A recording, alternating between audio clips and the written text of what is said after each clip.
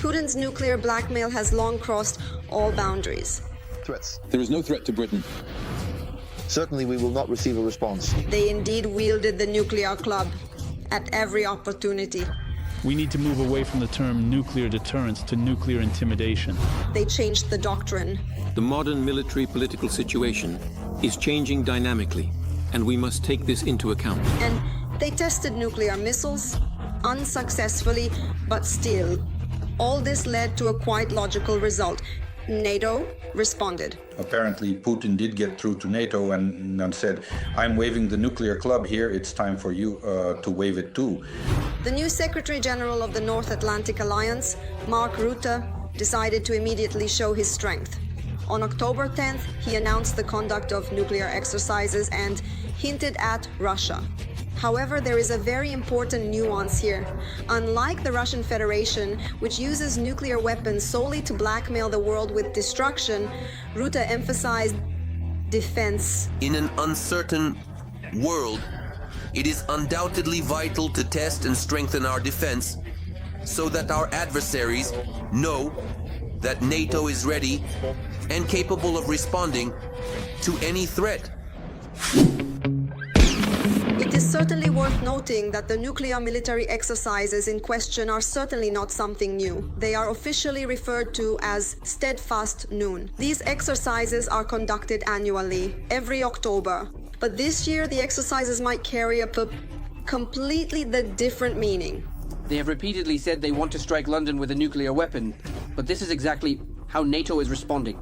Moreover, these exercises will last 2 weeks to rattle Putin's nerves and demonstrate the capabilities of our Western allies. And there is plenty to show to the Western allies. About 2,000 military personnel stationed at 8 European air bases are participating in the exercises. More than 60 aircraft are also involved. These include long-range bombers, surveillance and refueling aircraft, as well as modern fighters capable of carrying American nuclear bombs. It is known that Dutch F-35A fighters have participated in these extensive and comprehensive military exercises for the first time. The latter received certification to carry nuclear bombs only in October of last year, and they can exclusively carry the new variant of the B-6112 nuclear bomb. So, NATO is currently undergoing a full-scale update as part of their important and significant training.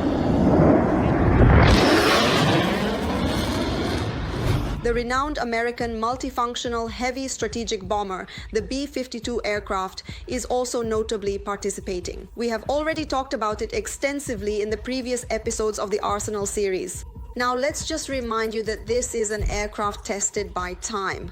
The B-52 entered service in 1955 and has proven itself only from the best side since then. The B-52 actively participated in various military conflicts in Vietnam, the Persian Gulf, Afghanistan, Iraq, Syria, and others. It has established itself as a reliable aircraft. By the 2030s, it will definitely still be flying. But I have seen reports from American experts stating that due to its outstanding characteristics, the B-52 will likely remain in service for 100 years. That means it will be around until the 2050s, until 2052, to precisely fit into 100 years. And I think this aircraft is capable of that. Only people detached from reality doubt NATO's undeniable might. This undoubtedly includes all of Russia. So, as a result, these exercises resemble more of a show of force in the world than actual exercises. Exercises are essentially a political move. The military has long known how to somewhat sensibly launch a nuclear warhead. But to show that we want to gently dust off this skill, take it out of the closet with skeletons, and at the same time see how it performs, maybe tie a string to it, just in case it doesn't actually work, it works. And indeed, the location for the exercises was also likely chosen deliberately. The main maneuvers will take place over the United Kingdom, the North Sea, Belgium, and the Netherlands. Essentially, these are the super-rich countries of the European continent that Russia looks at with longing as if to attack them. That's why they will conduct these exercises there. The list of countries may also be related to the fact that the US maintains or could maintain its nuclear weapons at air bases in Belgium, the Netherlands, and Britain. Incidentally, American nuclear weapons might also be at 2 air bases in Germany and Turkey. And although NATO says this is not a response to Putin's nuclear saber rattling and combat weapons will not be used during the maneuvers, each such exercise is a clear signal to the bunker. The alliance is ready to defend itself. Putin is forcing the whole world to raise the level of confrontation, and we are already seeing the results of this escalation. This is NATO working on issues related to the use of JUCA, nuclear weapons. For now, it's during exercises, without live launches. But I do not rule out that there might be launches with conventional weapons, for example, missiles with a fragmentation explosive warhead at some range, because pilots also need to train in delivering missile and bomb strikes. It was expected that Russia would react to the nuclear exercises. There, they traditionally accused the West of escalation. NATO's nuclear force exercises in the ongoing current conditions of the hot war in Ukraine result in nothing other than increased tension. It's amusing. Russian propagandists can talk about a nuclear strike from every outlet. Medvedev is allowed to spout nonsense after every binge, and Putin to change the nuclear doctrine. But when NATO responds, it's considered escalating tension.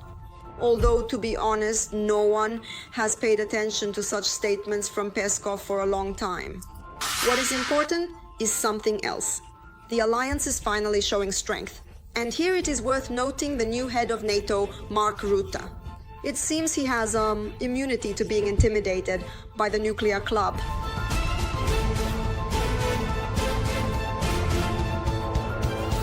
NATO is turning into a structure that is already interesting, not dangerous anymore, but at least alarming. It is possible that under the new leader, NATO will finally fulfill its main task, to instill fear in its enemies and remind them that playing games with them is a bad idea. And there, not far off, are other important decisions, particularly concerning Ukraine. Who knows, maybe very soon we will indeed hear that highly cherished invitation to join the ranks of the North Atlantic Alliance, an alliance that has been given new life. And when that happens, we will definitely tell you about it.